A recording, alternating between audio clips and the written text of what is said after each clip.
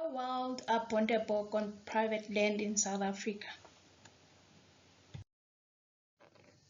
The South African wildlife industry has helped to save the bontebok from a near extinction. The population was down to 130 individuals in the late 1930s. Currently, we have about 10,000 individuals, which 80% of that is in the private land and 20% is in protected areas. The recent increase in the management intensity in the private sector may undermine the adaptive capacity of the subspecies and therefore its conservation value. For example, the IUCN Red List criteria can only be applied to wild and free-roaming population. The regional Red List status of bontebok is vulnerable. There is a perception that the populations on private land are not wild. These populations were excluded in the assessment. This affects both the current status of the subspecies as well as its economic potential. For example, trophies are banned in the USA due to the perceived threats of trophy hunting. Many indicators link abundance with conservation value without interrogating the management system. The wildness assessment will then help to identify other effective area-based conservation measures, which we refer to here as OECMS. We use Child et al. 2019 framework to test the degree of wildness on bontebok on private land. A questionnaire survey was sent out to private bontebok owners between September 2019 and February 2020, where we applied the wildness framework that was developed by Child et al. 2019. We defined a population as a group of bontebok in a specific enclosed area. For example, a property may have 3 camps with bontebok. Each of those camps were then considered a population and assessed individually. We did our analysis using Excel. This is a summary of the framework. The framework indicates that there are 6 attributes that are important to ecological and evolutionary function. These are the 6 attributes. The framework also identified that wildness occurs in 5 states or in 5 nodes. These are the 5 wildness states. 2 of these wildness states are considered non-wild as there is high human intervention, and 3 of these are considered wild as there's less or minimum human intervention. What we then did was to determine the attribute threshold between the wildness state for each of the population. How did we do this? We scored each of the attributes by assigning a score of 1 to the least wildness and a score of 5 to the most wildness. We then calculated a median score for all of the attributes, which then indicated which wildness state does a population belong to. Looking into our results, we received 98 questionnaires from the private properties. Some of the property had the entire space available for bontebok. However, most properties had breeding camps.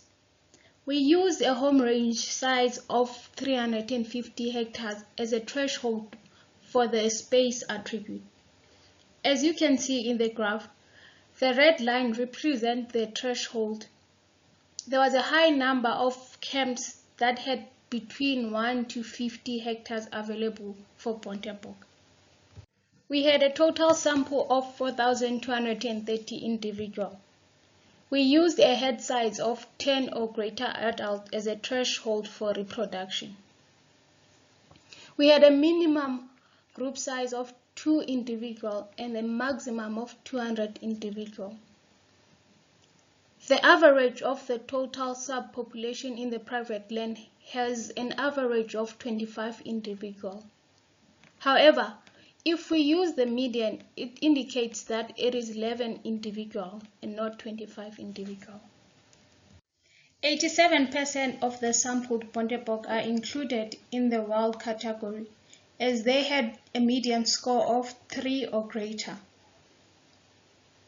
However, it is only 53% of all the population that are included in the wild category. The overall wildness is skewed towards a fewer larger bontebok herd. Of all the bontebok, 49% of the 87% has an intermediate level of wildness, and therefore it is included in the simulated natural category. Elaborating further into our results, we calculated the number of bontebok individuals in each attribute just to determine the level of human intervention and where is this human intervention. From the graph, we can see predation and exposure to water limitation has a high level of intervention, as there was a high number of bontebok in the intensively managed category. For space, there is a high number of camps that are intensively managed, but it is also more or less the same with the number of bontebok in the wild category. If we look into disease, food limitation, and reproduction, the overall number of bontebok are in the wild category. Moving on to our discussion. The intensive management in the private sector is mainly focused on the following: the high rate of predator persecution, fragmentation through breeding camp. There are limited mate choice and therefore a potential for inbreeding and loss of genetic diversity. Majority of the bontebok on private land can be considered wild, as they meet the first wildness category, which is simulated natural. However, this is due to the smaller numbers of larger properties that make up majority of the bontebok on private land.